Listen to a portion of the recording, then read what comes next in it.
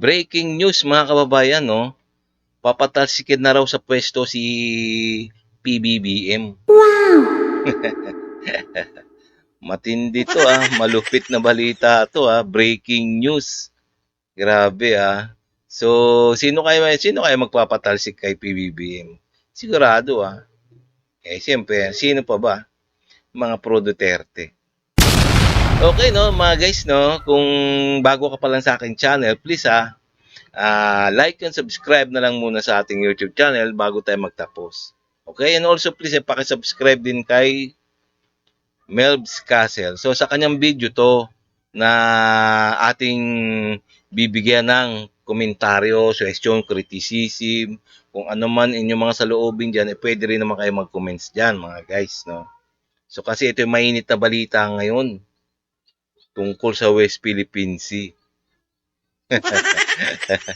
Ito ay patungkol din sa West Philippine Sea to Ewan natin mainit na balita kasi patatalsikin daw.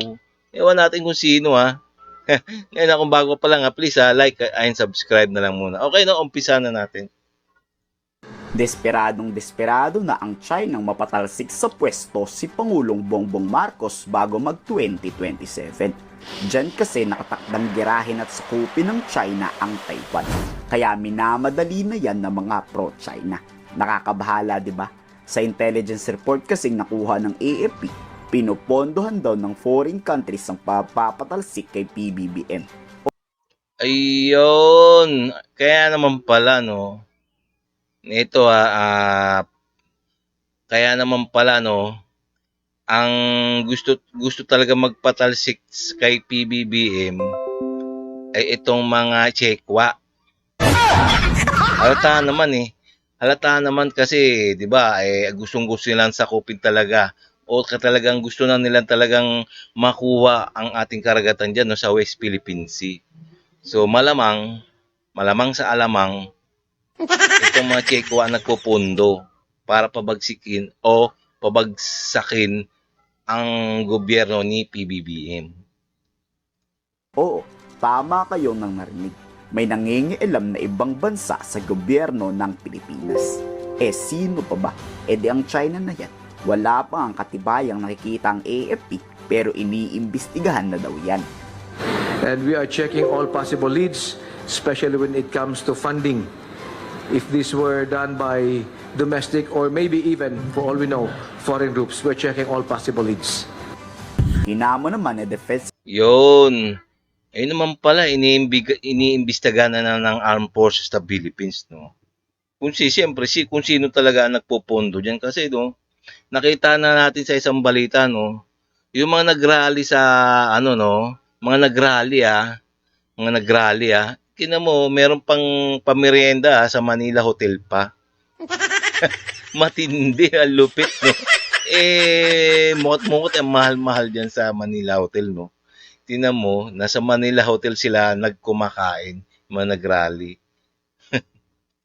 Secretary Gibo Chodoro sa Senator Amy Marcos, bigyan mo ng pruwebang AFP na nagdodroga talaga ang Pangulong BBM. Ang militar na daw mismo ang kikilos magpatalsik dyan.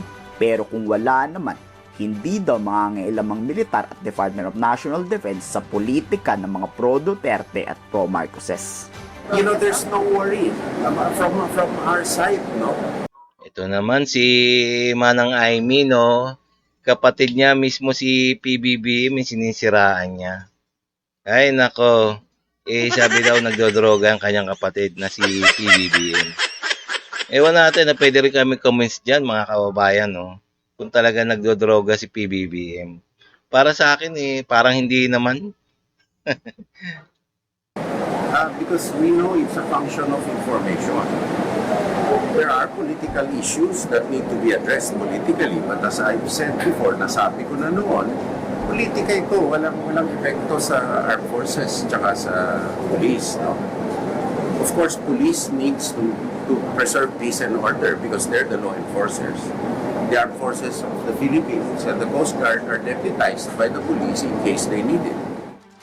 Gaya ng Yun.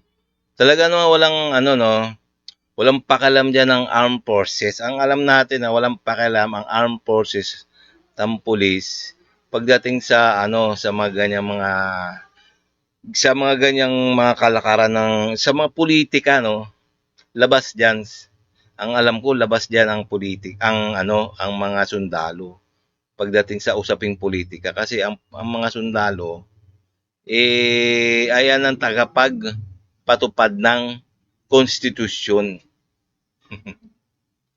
Ang sabi ni Secretary Gbo, hindi daw talaga makikisawsaw pati ang Philippine Navy Yes, hanggat tama. walang konkretong ebidensya na magpapatunay na nagdodroga ang Pangulo. Yes, O tama. baka ayaw lang talaga ng AFP kay Sara Duterte maging Pangulo yan.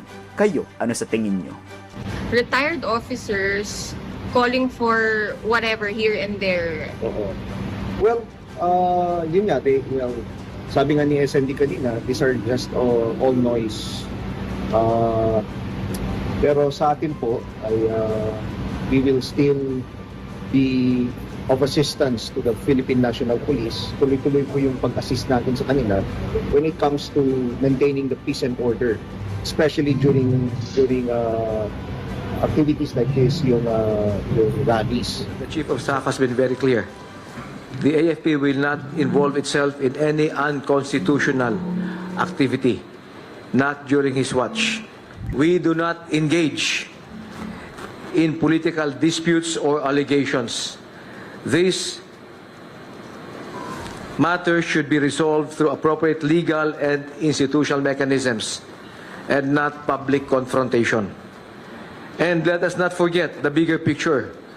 Huwag nating kalimutan, meron tayong kapitbahay na nais ang mga Pilipino ay mag-away-away at ang Pilipinas ay mawatak-watak. Kung totoo Yun. man na ang China ang nag-utos patalsikin si PBBM, talagang nakakabahala yan. Pero yan din naman ata gusto ng ibang Pinoy ang sakupin tayo ng China. Palagay nyo, ikomento sa baba ang inyong salobin. Yes. Teka, op. Okay, mga guys, no.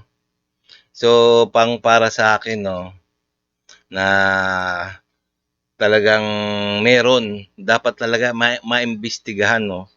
Meron talagang nasa likod nito, itong mga gustong magpatalsik kay PBM.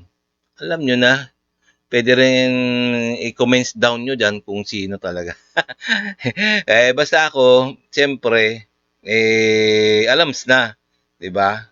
Kasi wala namang ibang kalaban talaga, no, kundi ng administrasyon, kundi yung mga no, yung mga kanyang mga alipores. Alipores na pro China. Ay nako. Okay, no, so mga guys, no, hanggang dito na lang tayo, guys, no. Ngayon, kung nagustuhan nyo yung mga ganito mga reaction video, please bago tayo magtapos like and subscribe na lang muna sa ating YouTube channel bago tayo magtapos sa ganun ma-update pa kayo, no, sa mga video na aking upload sa mga next day. Okay, no? Salamat.